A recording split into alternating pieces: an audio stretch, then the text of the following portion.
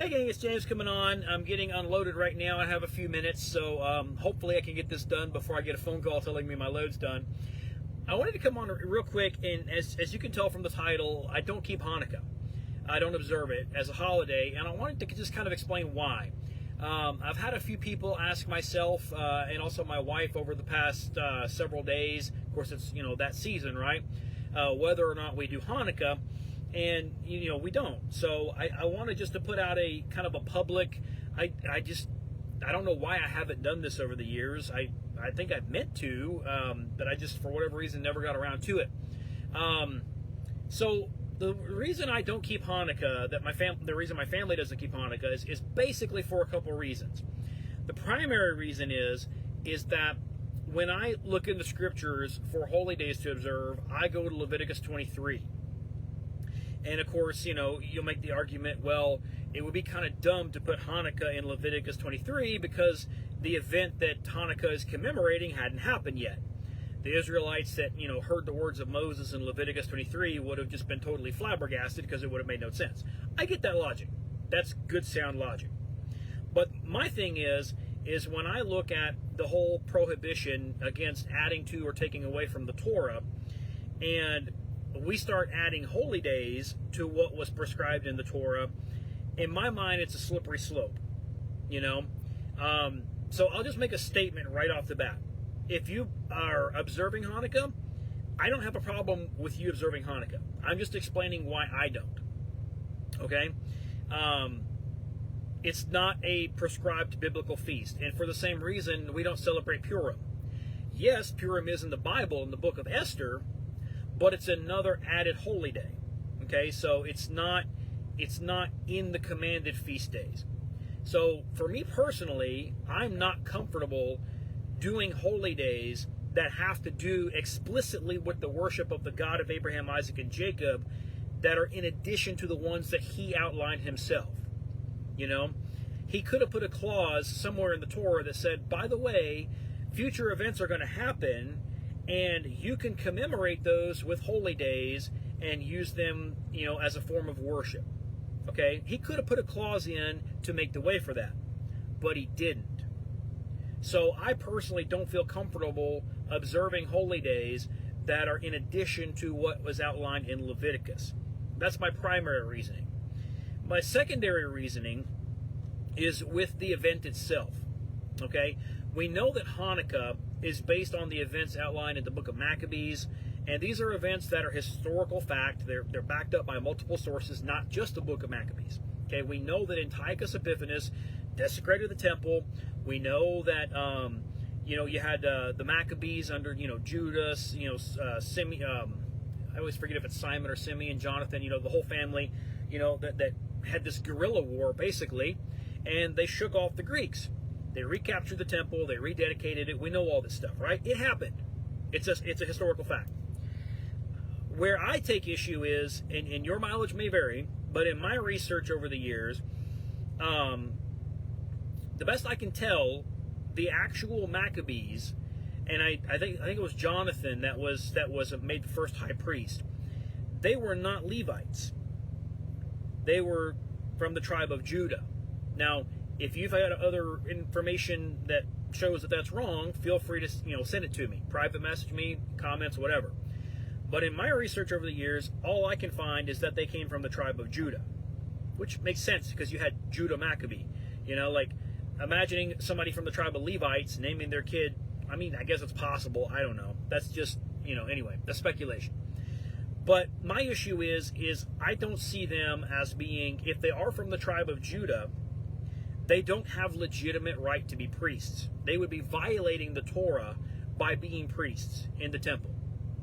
And so the rededication of the temple itself would be invalid because it has to be done by the Levites. There's a very specific way to dedicate the temple.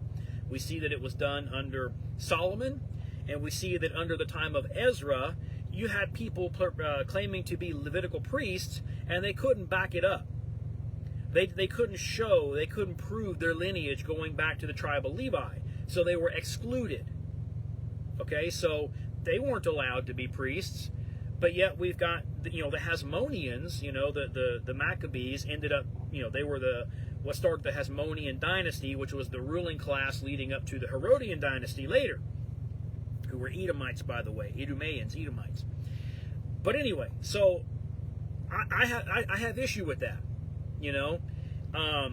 It's cool that the temple was retaken. That's great. They fought the Greeks off because the Greeks were trying to keep them from expressing their faith.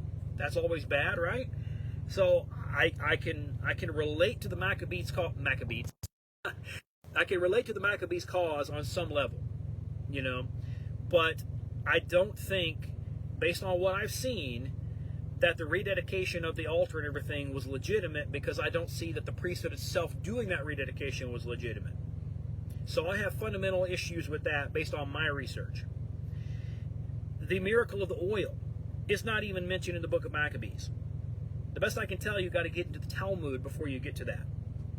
And so you have all of these things surrounding Hanukkah that they're on shaky ground. Okay? And then if you add a third level to it, in modern times, and I realize that this is not how it is for everybody, but it is for some, it's a Jewish Christmas, right? And so there's kind of the optics of it on some level. It's like, when we get into this Torah, Messianic Hebrew root space, and we endeavor to start keeping the feasts that are outlined in the Bible, people start doing Hanukkah. And it's like, why are we doing Hanukkah? It's not in the Bible. It's not, like I said earlier, there's no setup for it. Now if you consider Maccabees to be scripture, okay, Maccabees says specifically that Antiochus Epiphanes committed the abomination of desolation spoken of by Daniel the prophet. But the Messiah, in Matthew, Mark, and Luke, later on, after that, said, when you see the abomination of desolation spoken of by Daniel the prophet, in a future time from him.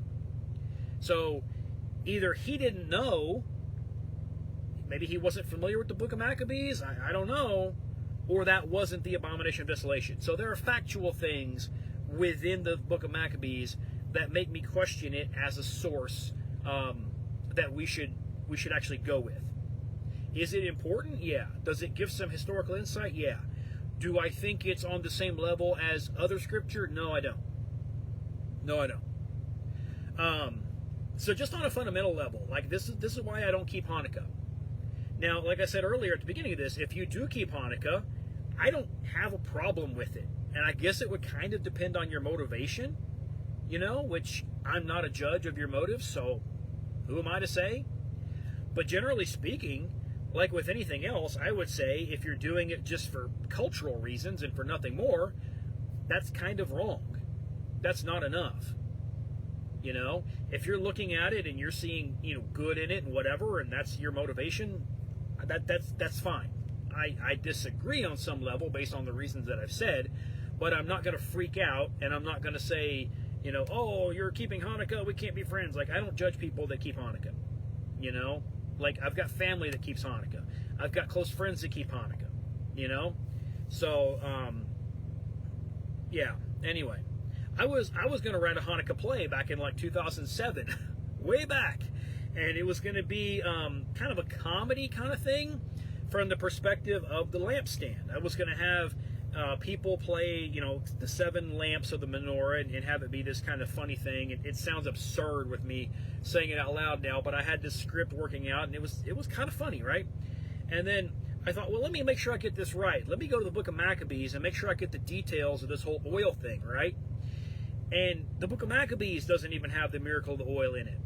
The 8 days, they had 1 day worth of oil, and it stretched for 8 days, and so you have 8 days of Hanukkah. That's not in the book of Maccabees. And I was like, wow, okay, I didn't know that. I just assumed, because everybody has said, oh, Hanukkah, Maccabees, the miracle of oil. Like, no, it's not in Maccabees. It's a legend. It's a tradition. But James, Yahshua, he was in the temple at the Feast of Dedication. That's what it says. That's what it says. Like, okay, if we assume that means that he was celebrating Hanukkah, that's an assumption. If I'm in the mall during Christmas and you can take a picture of me standing in the general area of Santa. Does that mean that I keep Christmas? No, I'm in a place where other people are keeping Christmas. I'm not. So if you're going to say, because he was in the temple during the Feast of Dedication, therefore he rubber stamps it, let's be honest and admit that maybe he was there and he didn't rubber stamp it. In my opinion, and I realize I'm in the minority on this, when he calls attention to the fact that he's the light of the world, when this is all going down, he's contrasting what they're doing as this custom, which we know that they were doing some form of what we call Hanukkah back then, right? The Feast of Dedication. We know that they were doing some form of it. The details of how much they were doing and how much it matches modern tradition, I haven't fully sussed out. But we know that they were doing some form of it. So, in my opinion, he's contrasting and he's saying, see what you guys are doing there with these lights, right? This dedication, this Feast of Lights? I'm the real deal. It's kind of like the Feast of Tabernacles. When he goes to the Feast of Tabernacles on the last great day, when he says, I'm the living waters, right? And he talks about that whole thing. They were doing what they called the water pouring ceremony that day. This was a tradition, a custom that was added. It was like a libation offering kind of, except it was with water. This is not in the Torah anywhere. It was a tradition that was added. Same thing. He's pointing at that and he's saying, see that? I'm the real deal. I'm what you want. So to me, in my way of thinking, he's doing the same thing. Yes, he's there at the Feast of Dedication. Yes, they may have been doing something with the lights. Maybe they were doing the Hanukkah, I don't know. But he's pointing at that and saying, I'm the real deal. And we know that all the other feasts point to him, right? The actual, Leviticus 23 feast, they all point to him.